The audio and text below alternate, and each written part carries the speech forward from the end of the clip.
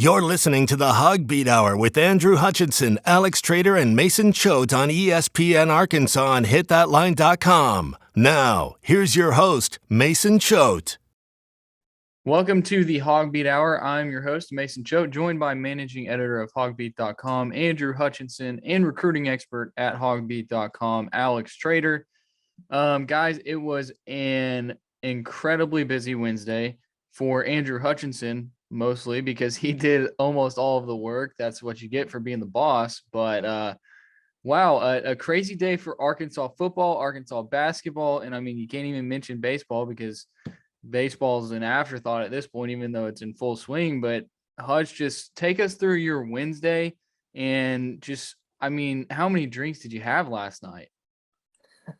I didn't have any. I wish I had. I honestly fell asleep so early. I mean, I was so exhausted after that day. I mean, it started first thing. I mean, I dropped my daughter off at daycare, and it was about 8 o'clock. I just happened to peek down at my phone right before pulling into a gas station to get some gas, and I saw Clay Mosier has announced that he's moving on from the basketball team. I said, "Oh, well, that's noteworthy." So I, got my gas, parked there at the gas station, and cranked out a story in the parking lot of a Walmart.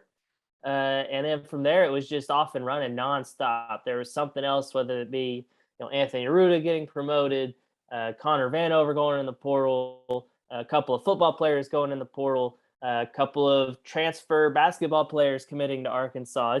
It just seemed like there was stuff going on nonstop. It was really unfortunate too, because I had a lot of stuff that I had planned to write, football, spring football related, that I thought was going to be really good stuff.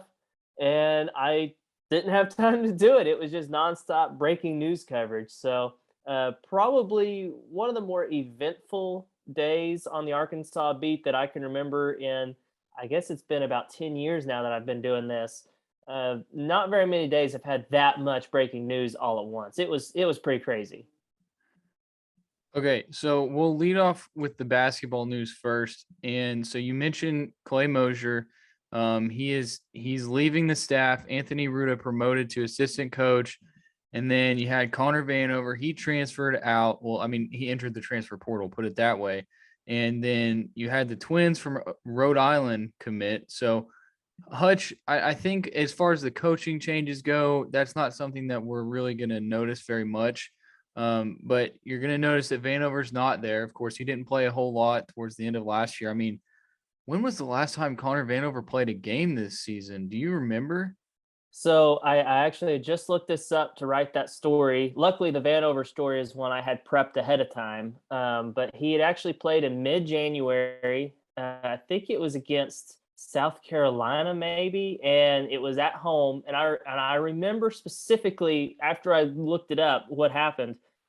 He played for about 2 minutes in the first half of that game. Arkansas ended up winning pretty easily over South Carolina, but at the time they were only up by 3 whenever he went in. When he checked out 2 minutes later, they were down by 2, so he had a -5.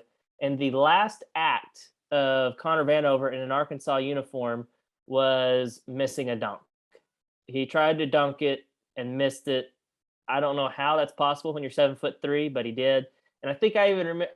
I'm pretty sure I remember mentioning in the game thread at that point, because I've always been a Connor Vanover apologist, I guess you could say, because I feel like he could have a niche role on a team, especially last year's team, like the year 2 of under Eric Musselman. But at that point, I was like, I just don't see how you could play Vanover again. And sure enough, I guess Eric Musselman agreed with me because he never saw the court again. You hate to see it. Like, I don't want to talk too bad about him because he seems like a really, really good kid. I remember covering him whenever he was in high school. One of my favorite pictures I have is I interviewed him after an AAU game, and I think my wife was there with me, and I said, "Hey, take a picture of me interviewing Connor Vanover, please," because he's like, I'm like standing like 2 steps up, and he's still looking down at me because he's just so dang tall. But he's such a good kid, and even in his statement where he was announcing that he was transferring, he mentioned how it was a dream of his growing up in Arkansas to play for the Razorbacks. And that's always really cool to see a guy get to live out his dream. And it's unfortunate it didn't probably go as well as he had hoped. But yeah, I wish him the best of luck wherever he ends up. I mean, lots of people are speculating maybe UCA is a landing spot because that's where I believe his older brother played, and might be like a GA or something, maybe there or something. But if he goes somewhere like that, I feel like he could put up some really good numbers and have a really good. I don't know if he's going to use the COVID year or not or whatnot, but he has at least 1 or 2 years of eligibility left. I think he could have a really solid year or two at a place like that. It just wasn't working out at Arkansas, and you hate to see it, but it opens up some spots for other guys. Yeah, and speaking of open spots for other guys, they did land the two twins from Rhode Island, the Mitchell twins. So you wrote a story about them. I mean, they bring more height to Arkansas, and that's kind of what they needed. They needed some taller guys, especially after this season when you just felt like you could use one more big guy. And so for Arkansas, they bring in two in the form of these twins, and you got to feel like as far as Vanover, you're replacing some height there, even though he didn't play much. But maybe this means that they're not feeling great about Jalen Williams coming back, or what do you think about that, Hutch? That was honestly my first reaction was like, oh, they're going to bring in, because when the twins first popped up in the portal, I was like, oh, that's interesting. I wonder if Eric Musselman might like to do that. I mean, he did it with the Martin twins at Nevada, and that seemed to work out okay. And these are guys that were former four-star recruits. They began their careers at Maryland before transferring to Rhode Island and having a pretty solid run there with the Rams. But I wasn't sure if they would want, a package deal per se. And sure enough, they brought him in, after already landing Brazil from Missouri. So you got a few big guys there. It makes me wonder if they aren't feeling confident about Jalen Williams, which really stinks because I think these guys are really solid players. And I think, maybe even like a Brazil maybe has, a higher ceiling, maybe. I hate saying that, but Jalen Williams, you just know what he's going to give you. And he's a proven commodity at Arkansas at this level. And I think Jalen Williams would make Arkansas in contention to be a preseason number one or, preseason top 3 or 4, like we've seen some of these way too early polls come out. If you lose him, in addition to not having JD Note, Audis Tony back, which is other, big time news that broke since we last had this podcast, that would be a significant blow to Arkansas. But it is good that you are bringing these guys in because, as you said, they probably did need another big guy, especially against a team like Duke in the Elite Eight. They really could have used, one of these guys to help them. And so I guess Eric Musselman saw the problem and went out and tried to address it. The question that I have, and a lot of people are asking me, like, what's going to happen with Jalen Williams? Don't you think he would benefit from another year coming back to Arkansas? And the way I look at it is Jalen Williams had a great year this year. I mean, double doubles nearly every game for the second half of the season. His NCAA tournament was incredible, had a double double every game. And I look at it and they're bringing in all this talent. You got the 3 McDonald's All-Americans. You got 6 total top 100 recruits, plus the transfers they're going to bring in. They probably got more transfers on the way. I don't know, 1, 2.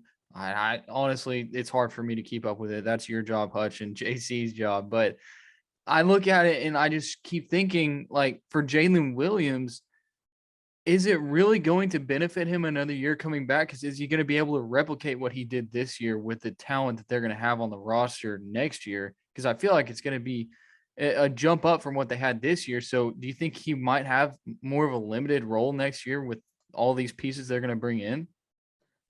I don't think so. I think he would be kind of the centerpiece, honestly, if he came back.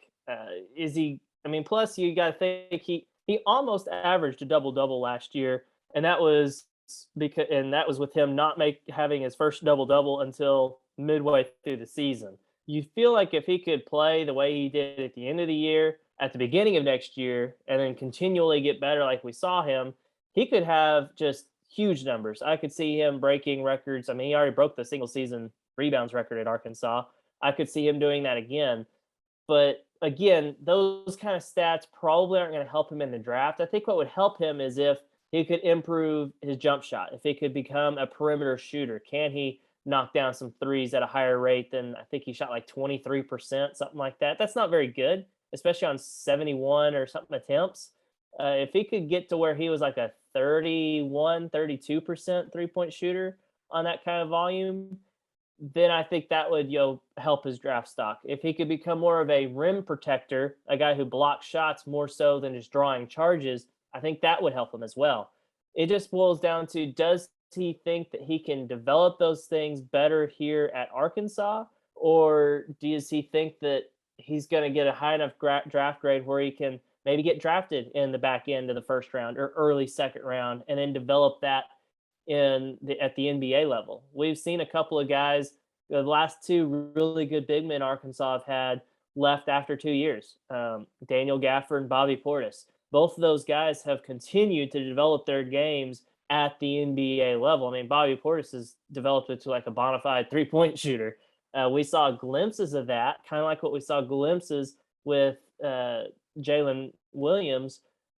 Could he do that? Maybe develop at the next level? I'm not sure. It's definitely interesting. And my one thing that makes me feel comfortable about this is I know Jalen Williams is going to make the best decision. He is a really smart kid. He's got a great support group. His parents are great. He's got Eric Musselman. He's going to listen to the staff. He's going to do what the right decision is. You don't have to worry about him making the wrong decision. So that gives me a little bit of peace of mind as he goes through this process. All right. Well, on the topic of basketball decisions, let's go ahead and talk about Au'Diese Toney. He's on his way out, signed with an agent, so he will not be returning to Arkansas next year. Alex Trader, Arkansas is losing another elite defender. Last year they lost Jalen Tate, and then this year they're going to lose Au'Diese Toney. But I mean, so just the impact of losing Toney, because that's a guy that you could have benefited from this next season. But now you don't have that guy. You don't have that guy that can cut to the basket. So just what do you think about that? Yeah, I think come the end of the season, this one was leaning more towards him leaving anyways. It would definitely have been nice to have him back if you're Eric Musselman, being able to build around a guy who does put that much of an emphasis on defense. You talk about in the NFL a lot of times, or even in college football, having a lockdown corner is it's one of the most valuable things you can have because it eliminates half the field. It can completely erase a player from the game. And that's what you saw a lot of times this year with Au'Diese Toney, was a guy who could eliminate the other team's best player.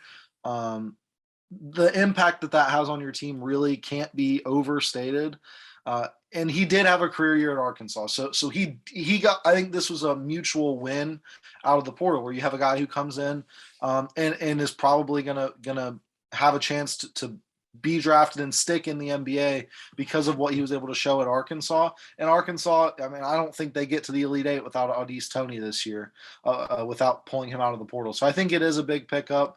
And I think, like Jalen Williams has to work a lot more on his offensive game, especially shooting, like Hutch said, if he wants to necessarily find a place and stick in the NBA, and also blocking shots, like you said.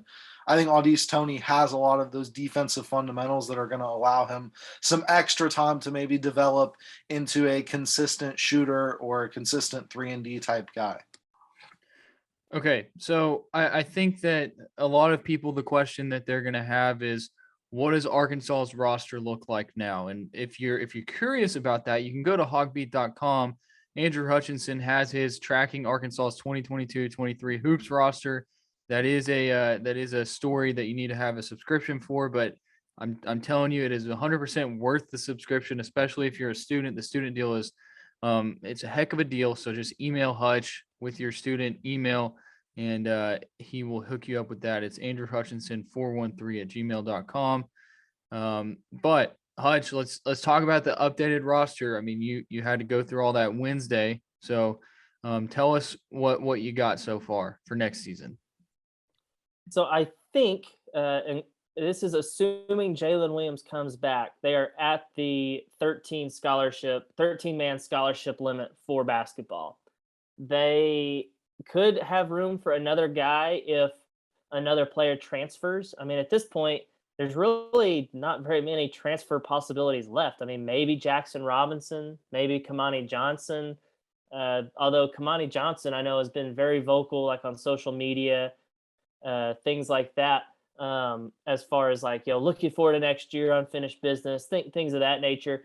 So I think Kamani Johnson may be back unless something unexpected happens. If you can find a better player, then maybe so.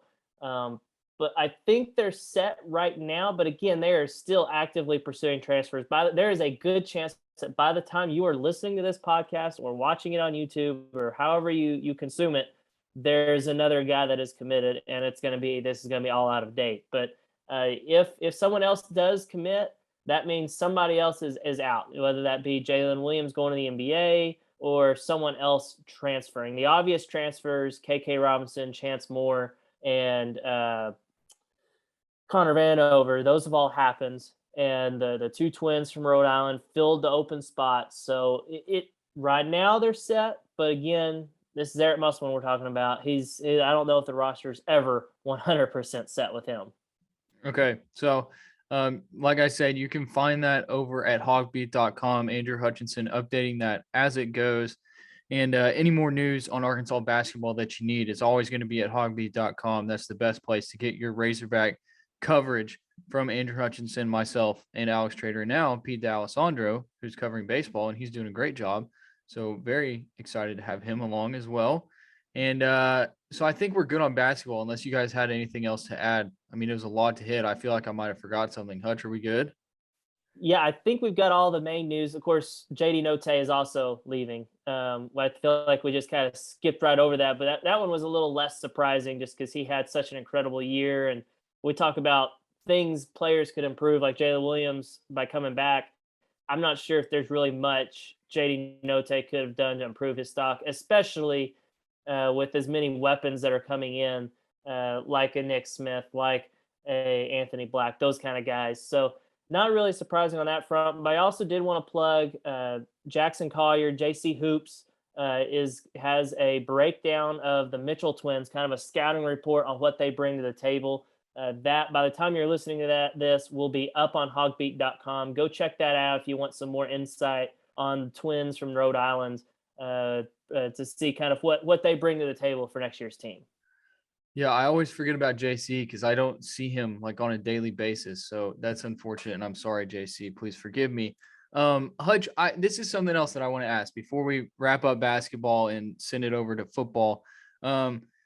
I have a lot of people who are trying to like make bets with me or convince me that JD Note is going to get drafted. And I feel like it's just another Mason Jones situation where, yes, he's a great player. He had a great season. I don't think he's going to get drafted. I'm not sure what you think, and I might sound like an idiot for saying that. I just can't see JD Note getting drafted as much as I think he's probably a top 60 player. No, I feel like you're right. I feel like you're exactly right that it's very similar to Mason Jones, although I thought Mason Jones, again, I'm not an NBA expert by any means, so take this with a grain of salt. I thought Mason Jones' game was better prepared for the NBA than a JD Note. JD Note is 6 foot tall, and he really needs to be a point guard. I mean, there's one thing that he could work on developing if he did come back, and that would be developing as a true point guard. But again, with the guys coming in, I don't know if he would have gotten that opportunity. But if he could become a true point guard who distributes, then that would be great. He doesn't shoot at a particularly high percentage, but again, that could be because he shot just such a massive volume of shots. But I think his shooting percent, I think he ended up shooting around 30% from three. Yeah, that's not going to cut it in the NBA. I think he's going to play professional basketball somewhere, whether that be in the G League, and maybe he works his way up to get a cup of coffee in the NBA. Maybe that happens. Or he goes overseas and goes that route. I mean, hey, Patrick Beverley did it. Patrick Beverley went overseas, had played for several years, and then all of a sudden, boom, he's one of the top names in the NBA. Maybe for reasons you don't want to be, but he is a top name in the NBA. So that's kind of how I see it. He's going to have to take the G League or overseas route to make his way to the NBA, I think. All right. Sounds good. Okay, let's go to football because we've got more football news. Spring football is in full swing, and we got some transfers we got to hit. We're going to do all that next here on the HawgBeat Hour. You're listening to the HawgBeat Hour with Andrew Hutchinson, Alex Trader, and Mason Choate on ESPN Arkansas on HitThatLine.com. Now, here's your host, Mason Choate. All right, we're back here on the HawgBeat Hour, the HawgBeat crew with you. We got to talk about football. So Wednesday of this week, there were some transfers that announced they were going to hit the portal. And I'm going to ask Alex first because Hutch always gets the VIP treatment. So we're going to let Alex answer a question first. Alex, tell me your thoughts on Lucas Coley, backup quarterback, entering the transfer portal. You got to think it's probably has to do with the depth. I think they like this new guy that came in over the offseason. And then, of course, you still got KJ and Malik. Just what do you think about Lucas Coley hitting the portal? I think my biggest takeaway from this when I saw it was that the staff really needs to land a quarterback in 2023. Depending on the year KJ has, you may have to go to plan B or Malik Hornsby, whatever that is next season. And you're going to need a guy to come in and start to develop under Kendall Briles and start to develop under those guys. So I think that's what I really picked up on is that, hey, you have to land a guy. You didn't take a guy in 2022. You have to land a guy, and you have to land a pretty big name. Not necessarily like a top 100 recruit or even a top 250, but you need to land a guy that you feel comfortable with in. Because I think that was Lucas Coley was, hey, if we get into a situation where, KJ is not able to play or Malik isn't there to back him up, we have a guy that we feel okay putting into the fire. And I think with him leaving, you definitely need to find that sooner rather than later. So are there any guys that you're looking at and you think Arkansas is kind of on their radar? Maybe just let the people know who don't follow recruiting super heavily, maybe some names to look out for. Yeah, so we have our Arkansas football big board series going on. The new cornerbacks one will drop today as we're recording, so it'll be up by the time you're listening to this. But for the quarterback position, we have it up, and some of the guys, the big names are Vic Sutton and Avery Johnson are really the two guys that Arkansas has been following for most of the 2023 cycle so far. And another guy who recently, kind of came into the mix and is getting a lot of love from the staff is Malachi Singleton, who was a teammate of incoming wide receiver Sam Bakke down in Georgia. So I think, you're looking at a couple of those guys who maybe weren't primary options at the beginning, now starting to develop a little bit heading into their senior seasons. And I think you could see a shakeup at who the staff is targeting there. All right. And also Mateo Soli, defensive end for the Hogs. He enters the transfer portal his freshman year. He looked like he showed signs of being a guy that was going to, produce at Arkansas. And so it just didn't really happen. He enters the portal Wednesday, actually entered it Wednesday morning before Lucas Coley entered. But Hutch, what do you think about this? It's unfortunate for Arkansas, especially considering the fact that defensive line was one of the position groups over the offseason that you're looking at and you're saying, well, this is where they need players. And it's not great that you have a guy leaving. Yeah, but honestly, and I hate to say this, it's not a huge loss for Arkansas from a depth perspective, just based on what we've seen from Soli the last couple of years. You mentioned he was a starter his freshman year, that he moved into the starting lineup after game one, or really, honestly, during game one, whenever Dorian Gerald had the first of his many season-ending injuries. And so he showed promise that year. Didn't have a ton of stats, but he played a lot. And he was a guy you think, okay, well, he played a lot as a freshman. He'll make a big jump as a sophomore and be really good by the time he's a junior. And he kind of regressed based on that. He didn't play a whole lot in Sam Pittman's first year. I think his snaps went cut in half. And then last year, he barely played 65 total defensive snaps as a junior. And he's going to be a senior this year. So honestly, the biggest surprise out of this whole deal is that he didn't transfer earlier, honestly. And I think maybe what kept him in it is that, this is a guy who's a Razorback legacy. His dad, Junior Soli, played for the Razorbacks in the mid-'90s, was an all-SEC defensive tackle, got drafted in the NFL.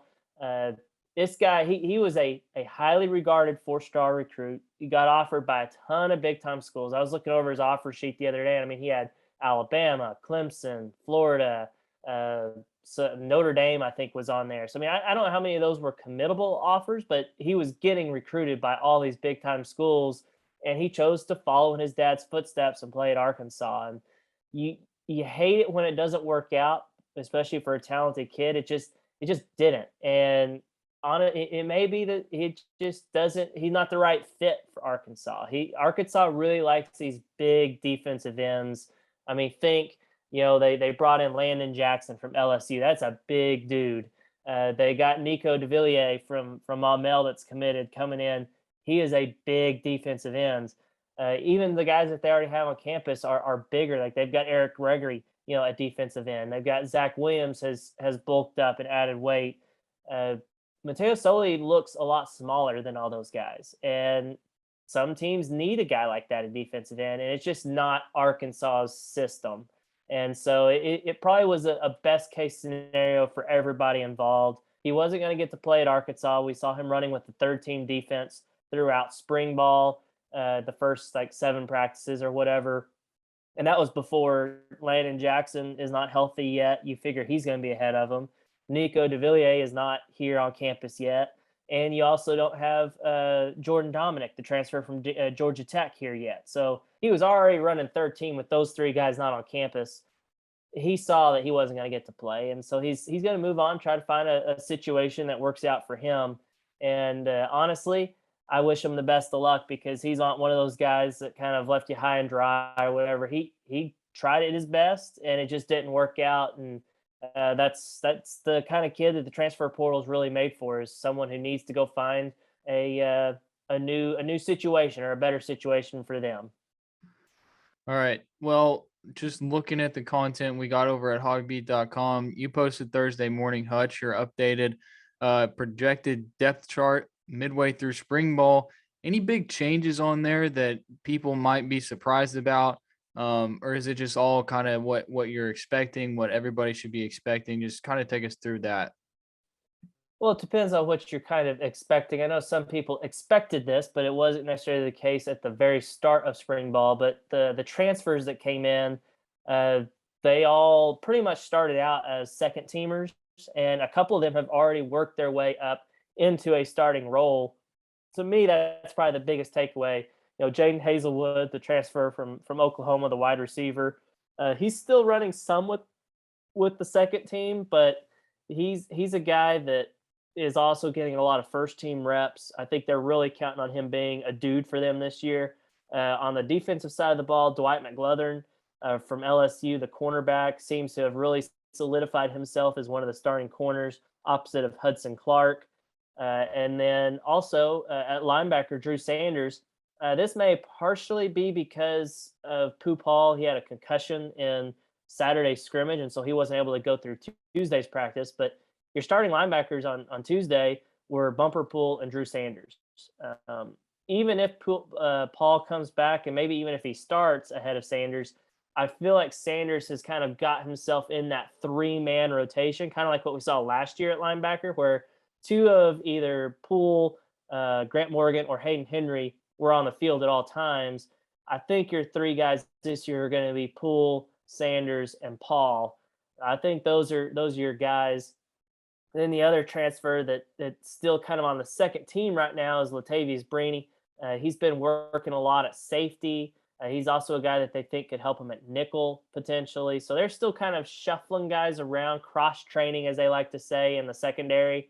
And so that's kind of my biggest takeaway from the updated depth chart was kind of where those transfers have already kind of positioned themselves after 7 practices of spring ball.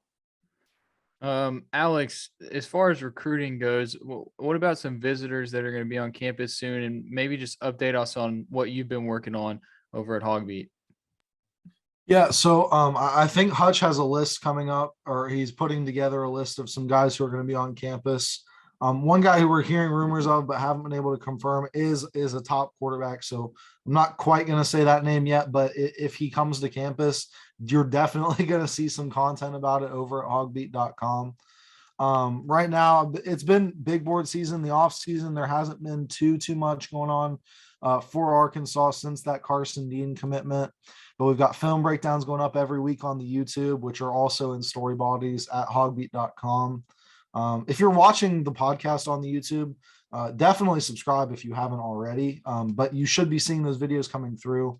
We took a look last week at Shamar Easter as well, who I comp to a guy. I mean, it's a lofty comparison, but he looks like, at least against high school kids, he looks like Megatron out there. He's huge. He's able to catch. He's faster than all the kids, stronger.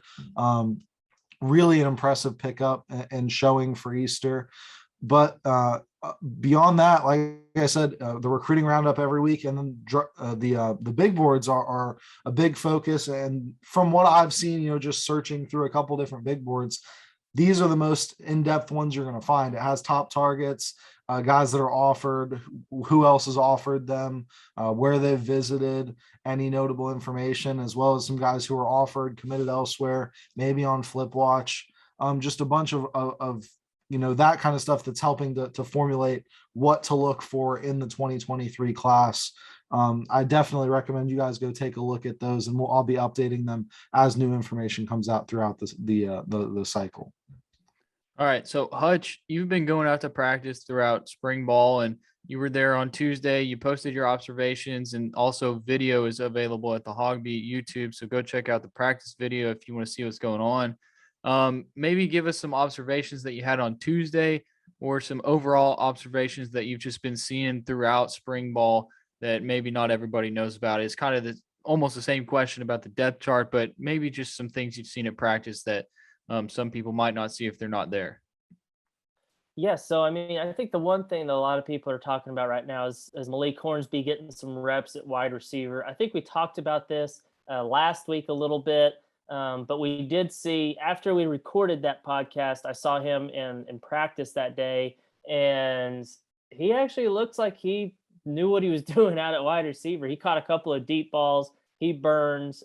He beat Dwight McGlothern by a step, and McGlothern probably interfered on the deep ball, and Hornsby still found a way to pull it in. He also beat Hudson Clark rather badly and caught it easily for a deep ball completion from KJ Jefferson. Of course, my question, I'm really anxious to see how they look at Thursday's practice. Does Malik still get to do some wide receiver snaps, or now that you have that lack of depth at quarterback with Coley leaving, can he afford to do that? I'm not sure. I think they'll be okay because they've been just doing first, second, and third team, and it's been Cade Fortin, the walk-on transfer from South Florida, and Coley kind of splitting reps with the threes.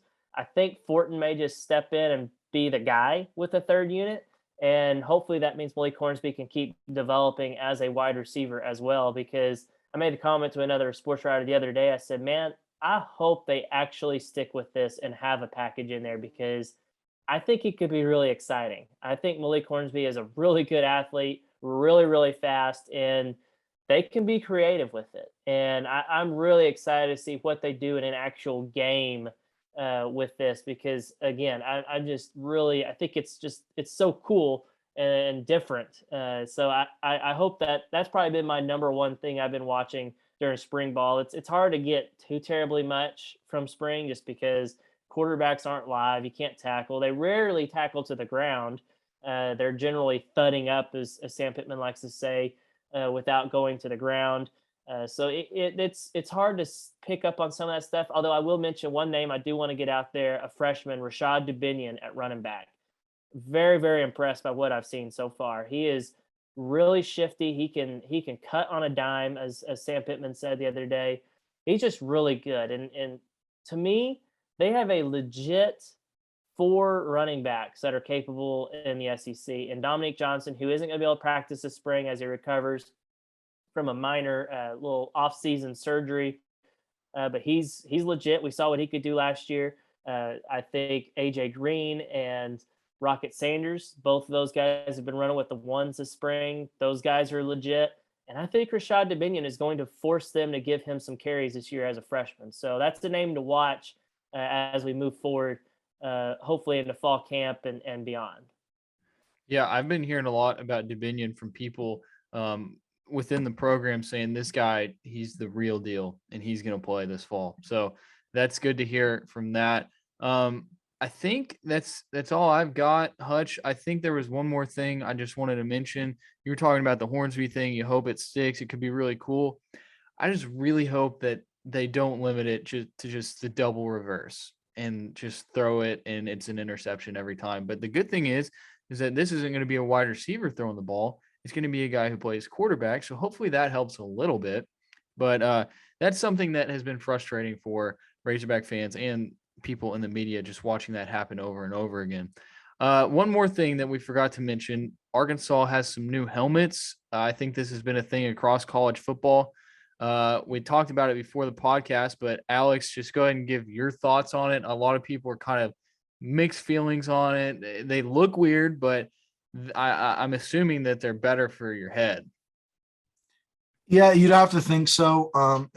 It's the newest model for Riddle since 2014, which is when the Speed Flex came out. That's what I was using when I was in high school. Is Bentonville West had the Speed Flexes. So maybe just another new innovation there. I'm not quite sure. I mean, you can clearly see they look different. I'm not quite sure what the differences are in terms of how well they protect your head, where the different padding comes in, what all that means. You don't want to base too much of it on looks, because at the end of the day, the helmets aren't necessarily for the visual. They're for protecting these kids' heads, as they, as the concussion doctors like to generally say, is it's a car crash over and over and over again when you're playing football if you're getting tackled. So that's the really important part, is making sure that kids aren't having to deal with the after effects of concussions and constantly being run into like that. I will say, though, I was listening to some media before, and I heard Ohio State quarterback CJ Stroud say that he likes the way this helmet feels better than the Speed Flex that the quarterbacks and a lot of players are used to wearing before. So I'll be interested to see how KJ feels about that. Who all is going to get these helmets? Are these for running backs as well as quarterbacks, as well as offensive linemen, or are these maybe, quarterback receiver helmets that are going to allow a little bit more? It looks like the peripheral vision's a little bit better, but are these going to allow just for skill guys to kind of get a little bit more of an edge at their position while also being better protected? Hutch, as the star high school wide receiver that you were, the all-state wide receiver, Andrew Hutchinson, what are your thoughts on these helmets? Well, they would definitely protect me being safe over there on the sideline, not playing, because that's where I was relegated to most of the time. But the helmets, they look weird. I think I made the comment to y'all that if the Razorback Equipment account had tweeted his picture out on April 1st, I probably would have thought it was an April Fool's joke, honestly, because they do look really weird. Now, I will say, Alex did send us a picture of a player actually wearing them, and it doesn't look as weird with it actually on a player's head, but just the picture of the helmet sitting on a table, it looks strange. It really does. It almost looks like the Razorback logo can kind of barely fit on it, because there's like the holes and like the design of the helmet. I don't know. You just have to go look it up at Razorback Equip on Twitter. It's very strange. But again, if that helps prevent concussions and helps keep players safe, then I am all for it. I think that's fantastic. I know some people make fun of the players like during practice wearing those like extra padding on their helmets or whatever to cut down concussions. But if that cuts down concussions in practice, then hey, go for it. I'm all for that. I definitely think that that's a great way to make sure this great sport survives till generations to come. So if that's the case with this helmet, then great. I'm all in favor. All right, well, that's going to wrap it up for us here on the HawgBeat Hour. If you want to check out any of the content at HawgBeat.com, just go over there, subscribe to HawgBeat.com, subscribe to the HawgBeat YouTube, and all that stuff. You're going to get the best Razorback content you can get around, and that is all because of Andrew Hutchinson, Alex Trader, myself. Oh yeah, I could plug the Diamond Hawks podcast. Anybody who wants to hear about baseball, go listen to the Diamond Hawks podcast. There's a reason we're not talking about baseball today on the HawgBeat Hour, because we record on Thursdays, and by the time you listen to this, a game will have been played, so it wouldn't make sense. So that's the reason. If you want any baseball content, go listen to the Diamond Hogs podcast. That is myself and Robert Stewart. And also go follow us on Twitter. Follow Andrew Hutchinson on Twitter. You'll get all the baseball content you need. We'll have the baseball scoreboard live on HawgBeat.com for the games. Basically, any Arkansas baseball coverage, HawgBeat does it best. So that's baseball. And then any Arkansas coverage for anything, HawgBeat does it the best. It's just the best. So go to HawgBeat.com, and thank you everybody for listening to the HawgBeat Hour.